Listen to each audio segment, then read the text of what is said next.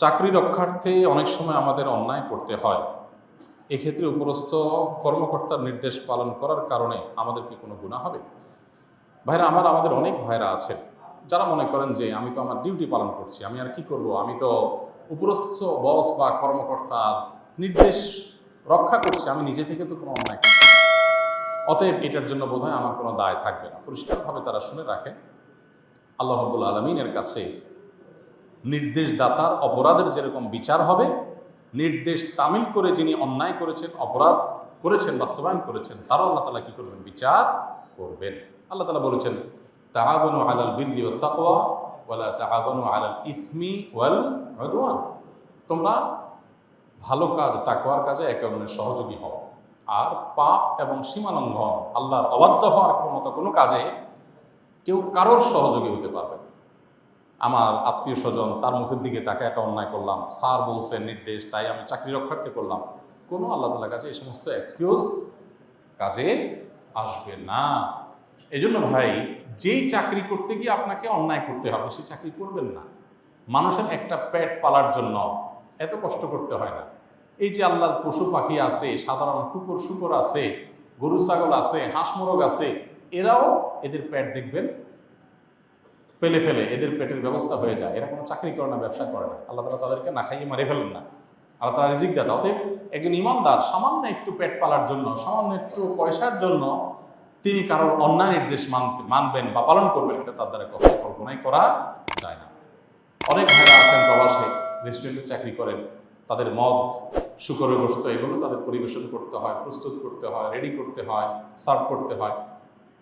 তারাও একই প্রশ্ন করেন যে আমাদের জন্য এটা জায়েজ হবে কিনা। আমি তো নিজে মদ পান করি না, আমি তো নিজে হারাম খাই না। উত্তর একই, আপনি হারাম না খান, যে হারাম খাবে তাকে আপনি সহযোগিতা করবেন। অতএব আপনি কে নিজে তামিল করেছেন, আরেকজন নির্দেশ বাস্তবায়ন করেছেন, নির্দেশদাতা অপরাধী, আপনিও অপরাধী, কোনো রক্ষা হবে না। মনে রাখবেন, সেই কাজ করা জায়েজ নাই যে কাজ করতে গেলে আমাকে অপরাধে লিপ্ত হতে হয়, অপরাধ সংগঠন করতে হয়, সেই কাজ করা আমার জন্য জায়েজ নাই। নিজের আখিরাত রক্ষা করবার জন্য সেখান থেকে আমাকে সরে আসতে হবে। এবং এই বিষয়টি না বোঝার কারণে আমরা অনেকেই নিজের অপরাধগুলোকে আমরা অপরাধ মনে করি না। আমরা মনে করি আমার কি দোষ, আমি তো হুকুমের গোলাম, তোমাকে তার গোলামি করতে কে নির্দেশ করেছে? লা তাআতা লিমাখলুকিন ফি মাসিয়াতিল খালিক। আল্লাহ রাব্বুল আলামিন কোনো কিছু নিষেধ করেছেন, পৃথিবীতে এমন কোনো সত্তা নেই যার নির্দেশ মানা যাবে আল্লাহর সেই নিষেধাজ্ঞাকে অমান্য করে। এমনকি আপনার নিজের মা বাবাও যদি আপনাকে অর্ডার করে যে বাবা এ অন্যায় করো, তো আল্লাহ তাআলা কোরআনে কারীমে বলেছেন, ফালা তুতি'হুমা ওয়া ইন জাহাদাকা আলা আন তুশরিকা বিল্লাহ।